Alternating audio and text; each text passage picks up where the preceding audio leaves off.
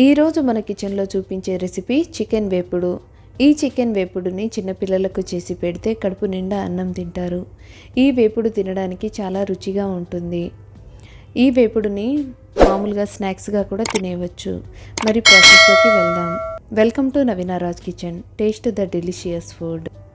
ముందుగా gas on చేసుకొని pan పెట్టుకోవాలి. ప్యాన్ హీట్ అయిన తర్వాత ఇందులో 3 స్పూన్ల ఆయిల్ని వేసుకోండి. ఆయిల్ హీట్ అయ్యేంత వరకు నేను ఇందులో 700 గ్రాముల చికెన్ని తీసుకుంటున్నాను. ఇలా చిన్న పీసులుగా కట్ చేసి తీసుకోండి. నేను ఈ చికెన్ని బోన్స్తో ఉన్న చికెన్ని తీసుకుంటున్నాను. మీరు కావాలంటే బోన్లెస్ చికెన్ని కూడా వేసుకోవచ్చు.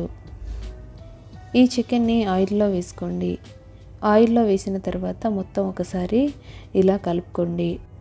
ఇలా చికెన్ అంతా ఆయిల్లో కలిసేటట్టు కలుపుకున్న తర్వాత ఇందులో రుచికి సరిపడినంత ఉప్పుని కూడా వేసుకోండి.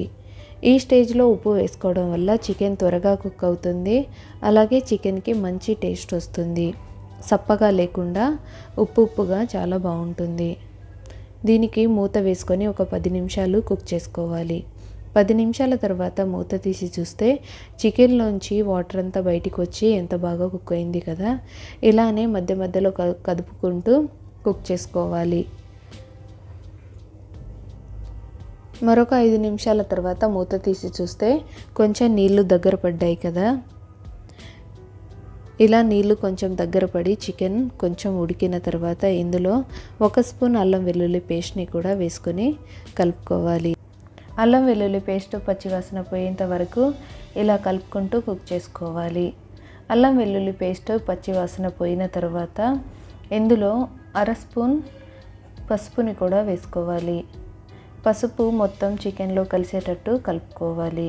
పసుపు పచ్చివాసన పోయేంత వరకు కుక్ చేసుకోవాలి.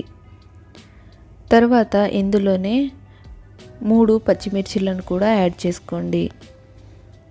మీరు మీ రుచికి సరిపడినంత పచ్చిమిర్చినే యాడ్ చేసుకోండి. ఇందులో కారం వేయడం లేదు కాబట్టి నేను పచ్చిమిర్చిలను వేసుకుంటున్నాను. చిన్నపిల్లల కోసం చేస్తున్నాం కాబట్టి ఈ పచ్చిమిర్చిలు కొంచెం తక్కువగానే చూసి వేసుకోండి.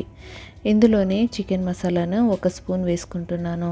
చికెన్ మసాలా బాగా కుక్ అయిన తర్వాత ఇందులో కొత్తిమీరతో గార్నిష్ చేసుకుంటే ఎంతో టేస్టీ అండ్ సింపుల్ చికెన్ వేపుడు రెడీ అయిపోతుంది.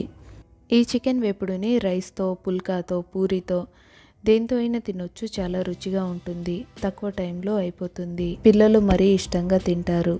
మీరు ఇప్పటి వరకు నా ఛానల్ని కనుక సబ్స్క్రైబ్ చేసుకోకపోతే please subscribe to Naveenaraj kitchen. Like చేయండి, షేర్ చేయండి, కామెంట్ చేయండి. మీకు ఈ రెసిపీ ఎలా అనిపించిందో నాకు కామెంట్ చేయండి.